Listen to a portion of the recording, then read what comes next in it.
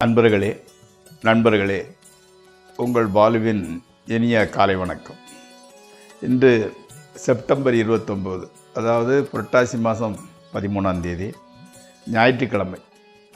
துவாதசி திதி சாயங்காலம் 4:48 வரை, அதற்கு மேல் திரையோதசி திதி. மக நட்சத்திரம் ராகுகாலம் சாயங்காலம் 4:30 6 வரை, யமகண்டம் மத்தியானம் 12 1:30 வரை. நல்ல நேரம் காலையில் 7:45 8:45, சாயங்காலம் 3:15 4:15 வரை. நீங்கள் அணிய வேண்டிய உடையின் நிறம் பிங்க்கு, மெரூன் அந்த மாதிரிப்பட்ட கலரு. தவிர்க்க வேண்டியது ப்ளூ அல்லது பிளாக் போட்டதை தவிர்க்கணும்.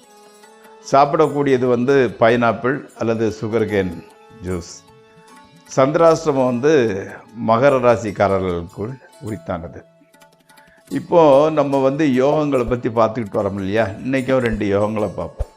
அதில் முதல் யோகம் லட்சுமி யோகம்னு சொல்லுவாங்க.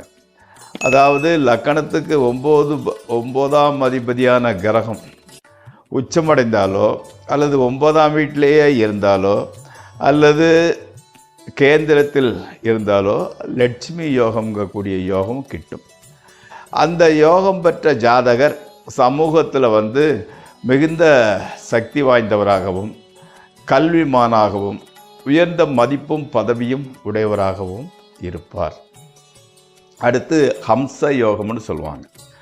இந்த ஹம்ச யோகம்ங்கிறது எப்படின்னா, குரு பகவான் லக்கணத்திலிருந்து கோணங்களிலோ அல்லது சொந்த வீட்டிலையோ உச்சமடைந்து தங்கினால் இந்த ஹம்ச யோகம்ங்கிறது கிட்டும். இந்த அம்சயோகம் உள்ளவங்க நல்ல படிப்பாளிகளாக, கற்றறிந்தவர்களாகவும் நீண்ட ஆயுளுடையவர்களாகவும் அழகிய குணவதியான மனைவியை பெற்றவர்களாகவும் அரசபோகத்துடன் வாழ்பவர்களாகவும் இருப்பார். இவர்களுக்கு ஒரு குறைவும் கிடைக்காது. நண்பர்களே, இதற்கு மேல் நம்ம ராசி பலன் நிகழ்ச்சிக்குள் செல்வோம். இந்த ராசி பலன் நிகழ்ச்சி உங்களுக்கு பயனுடையதாக இருப்பின் சப்ஸ்கிரைப் செய்யவும், நண்பர்களுடன் பகிர்ந்து கொள்ளவும். மேசராசி, அதாவது குழந்தை பேர் இல்லாதவர்களுக்கு குழந்தை பாக்கியம் உண்டாகிறது. அன்னையின் ஆரோக்கியம் கூட நன்றாகவே இருக்கிறது. மாணவர்களுக்கு கல்வியில் ஆர்வம் அதிகமாகிறது. புதிய வீடு அல்லது வாகனம் வாங்குவதற்குண்டான சூழ்நிலை உருவாகிறது. கணவன் மனைவி உறவு அருமை. அடுத்து ரிஷபராசி, புதிய நகை துணிமணி வாங்கும் முயற்சியில் ஈடுபடுகிறீர்கள். மனைவி வர்க்கத்தாரால் மனத்துயரம், வீண் டென்ஷன், மருத்துவ செலவு உண்டாகிறது. மக்களால் மகிழ்ச்சி, தொழிலில் நம்பிக்கை, மனதைரியம் ஏற்படுகிறது. பணவரவு பரவாயில்லை. அடுத்து மிதுன ராசி, தாமதமானால் கூட வரவேண்டிய பணம் வந்து சேர்கிறது. குடும்பத்தில் வீண் செலவுகளும் அம்மாவின் உடலை சற்றி பாதிப்பதும் மனதை பாதிக்கிறது.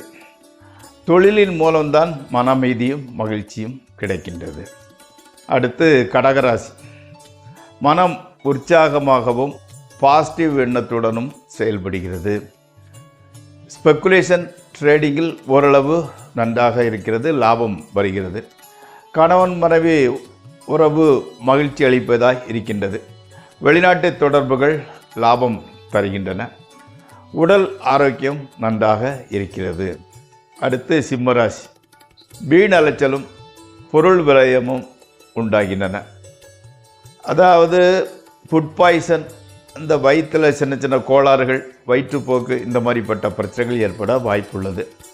வெளியூர் பயணங்கள் செலவு அதிகமானாலும் சிறிது நல்ல பலனையே அளிக்கின்றது. பேச்சை சற்று குறைத்து கொள்ளுங்கள்.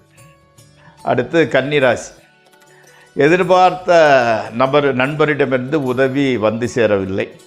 வரவும் செலவும் சமமாகவே இருக்கின்றது. உடல்நிலை கொஞ்சம் டல்லாக இருந்தால் கூட பெரிய பிரச்சனைன்னு ஒன்றும் கிடையாது. கணவன் மனைவி உறவு மாத்திரம் நன்றாகவே இருக்கிறது. ட்ரேடிங்கில் ஓரளவு லாபம். அடுத்து துளாராசி, தொழிலில் கொஞ்சம் சற்று பின்னடைவு. வீண் செலவு வந்தால் கூட ஈஸியாக சமாளிச்சிடுதீங்க.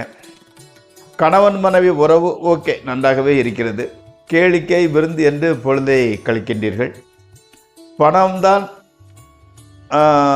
தண்ணீராக செலவாகி கொண்டு இருக்கிறது. வேறு ஒரு கவலையும் ஒரு பிரச்சனையும் இல்லை. ஆமாம், நண்பர்களிடமிருந்து உதவியை எதிர்பார்க்கவில்லை, எதிர்பார்க்குற தேவையும் இல்லை, அது எதிர்பார்க்க மாட்டேங்கிறீங்க. அடுத்து விருச்சகம்.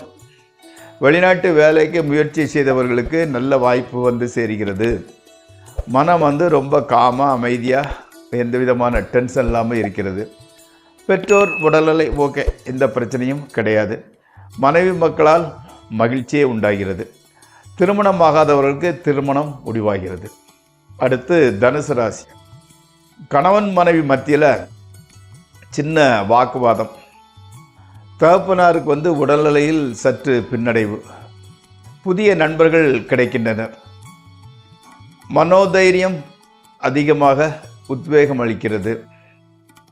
புதிய நண்பர்கள் கிடைக்கிறாருன்னு சொன்னால் இல்லையா, மனோதைரியம் அதிகரிக்கின்றது. அன்னையின் புத்திமதி ஆலோசனை உங்களுக்கு ஒரு உத்வேகத்தை கொடுக்கிறது. செலவுகள் மாத்திரம் கொஞ்சம் அதிகமாக தான் இருந்துக்கிட்டு இருக்குது. அடுத்து மகர ராசி. இன்றைக்கி சந்திராஷ்டமம். புதிய தொழில் ஆரம்பிக்கிறது, நீண்ட தூரம் பிரயாணம் செய்வது, முக்கியமான நபர்களை சந்திப்பது ஆகியவற்றை தவிர்ப்பது நல்லது. தேவையான பணப்புழக்கம் இருந்துக்கிட்டு தான் இருக்குது.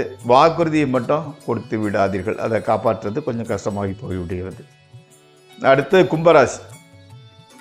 காதலியை சந்தித்தனால ஒரு மகிழ்ச்சி. வேலை இல்லாதவருக்கு இன்னும் சரியான வேலை கிடைக்கவில்லை. மாணவர்களுக்கு கல்வியில் மெத்தன போக்கு இருக்கிறது. கடன் சுமை சற்று அதிகமாகிறது. உஷ்ண சம்பந்தப்பட்ட வியாதிகள் வர வாய்ப்பு இருக்கிறது. எச்சரிக்கையுடன் நடந்து கொள்ளுங்கள். அடுத்து மீனராசி. மக்கள் பேருங்கிறது தாமதம். இது குழந்தை பிறந்த கல்யாணம் ஆனவங்களுக்கு கூட குழந்தை பிறப்பு கொஞ்சம் தாமதமாகி கொண்டே செல்கிறது. வீண் அலைச்சல், வீண் செலவுகள் மனதை கொஞ்சம் கன்ஃபியூஸ் பண்ணி விட்டுருது. சுற்றத்தினருடன் தொடர்பு அவ்வளவாக அதிகம் இல்லை. நண்பர்கள் உங்களுக்கு சப்போர்ட்டிவாகவே உதவிகரமாகவே இருக்கின்றனர். மனைவியுடன் கொஞ்சம் சின்ன சின்ன பிரச்சனைகள் உண்டாகின்றது, பொறுத்து போவது நல்லது. நண்பர்களே, இந்த ராசிபலன் நிகழ்ச்சி இத்துடன் முடிவடைகிறது. நாளை மீண்டும் சந்திப்போம். உங்கள் பாலு.